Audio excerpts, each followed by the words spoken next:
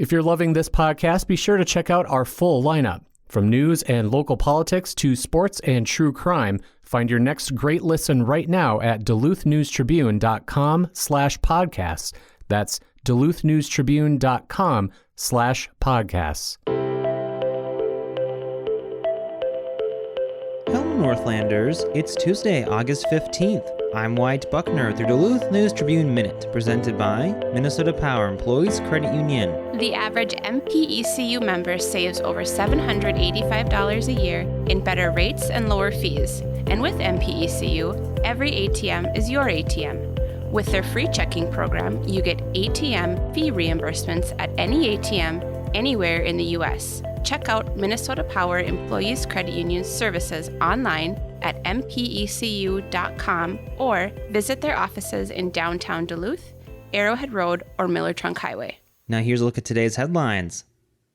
A Duluth officer was justified in fatally shooting a military veteran who brandished a knife and charged at police during a February arrest attempt, prosecutors announced Monday. The Cook County Attorney's Office conducted a legal review of the death of Zachary James Sjogren, 34, who was killed near his home on the 1500 block of East 3rd Street on February 24th. Sjogren, who had struggled with mental illness in recent years, was shot as members of the Lake Superior Violent Offender Task Force sought to arrest him for felony threats of violence. St. Louis County prosecutors, who would typically be tasked with the review, referred the investigation to avoid conflict of interest, according to a news release. One Duluth police officer fired their duty weapon at the scene, killing Sjogren, after attempts by fellow officers to use a taser and less lethal launcher failed to stop the approaching suspect, the report said. Authorities have not identified most of the officers who were present at the scene, including the one who fired the fatal shots, as they were assigned to the task force. The report notes that additional threats of a, quote, violent and graphic nature, end quote, were made on February 24th, prompting the task force to form a plan to immediately apprehend Sjogren outside his home, which they expected would reduce the potential of injury to him and others. Members staged in unmarked vehicles near the residence and wore street clothes, but carried law enforcement-issued weapons and tactical vests marked police. Eventually, a task force member identified Sjogren and radioed the team to move in. The report says an officer stood at the end of the alley, identifying the police presence, drawing their firearm and ordering Sjogren to place his hands in the air. Sjogren reportedly refused and walked in the opposite direction, where he encountered two other officers. He then reached in his pocket and removed a knife, according to the report. Duluth Police Sergeant Jared Blomdahl, a 24-year law enforcement veteran, was previously identified by the BCA as deploying his taser. The report states that officers had first ordered the suspect to drop the weapon and warned about the force that would be used. A second officer fired 4 less lethal sponge rounds, but they also had no effect, prompting the final officer to fire 2 rounds from their duty weapon as Sjogren advanced with the knife. Sjogren was described as being within feet of the officer when he finally dropped to the ground and continued to grasp the knife even after being shot. Task force members radioed for an ambulance and he was taken to a local hospital, where he was quickly pronounced dead from gunshot wounds.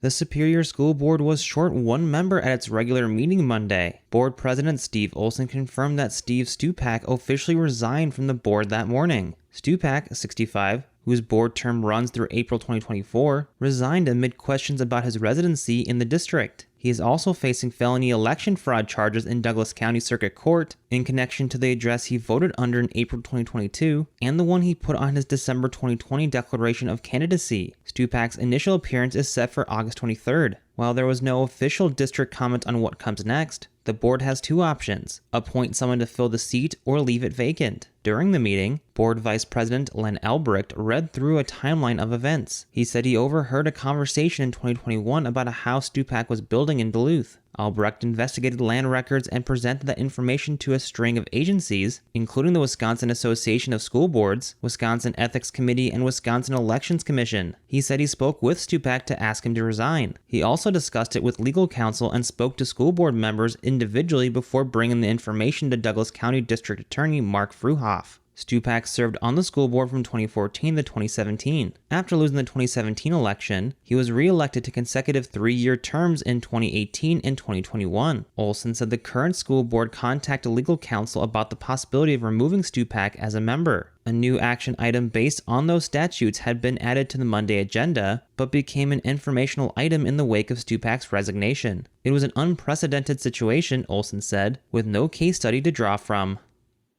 After 9 years, including 8 as general manager, Greg Culver is hanging up all the hats he's worn with the Duluth Huskies at Wade Stadium. He and the organization announced Sunday that the 2023 season was his last. Culver joined the Huskies in 2015 to handle corporate sales and stadium operations before being promoted to GM. He and his wife Sarah were originally host families for Huskies players, who are all college players, in the summer. In Culver's 7 seasons as GM of the Huskies, with the 2020 season being canceled by the COVID-19 pandemic, the team went 237-249. The Huskies played for the Northwoods League title twice, losing a best-of-3 series in 3 games to Fond du Lac in 2018, and a 1-game playoff at Kalamazoo in 2022. The Huskies finished second overall in their division twice and won the first half Great Plains East Division title in 2022. Culver said he enjoyed the challenge of putting together teams both on and off the field. On it, he strived to work with his coaching staffs to find the right mix of NCAA Division 1, 2, and 3 talent, with some local ball players mixed in. He said he is leaving the Huskies on his own terms, realizing about 3 weeks before the 2023 season got underway that this would be his last. He informed ownership in early July.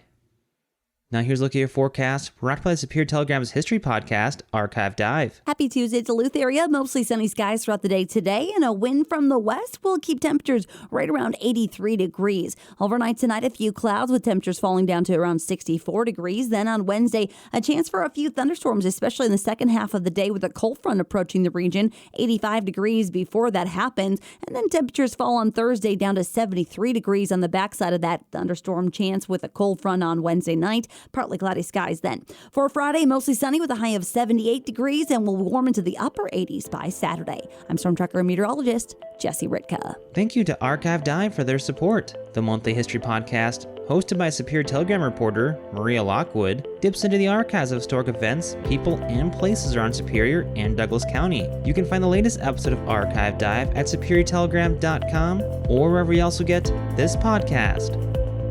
Reporting for today's episode was done by Tom Olson, Maria Lockwood, and Matt Wellens.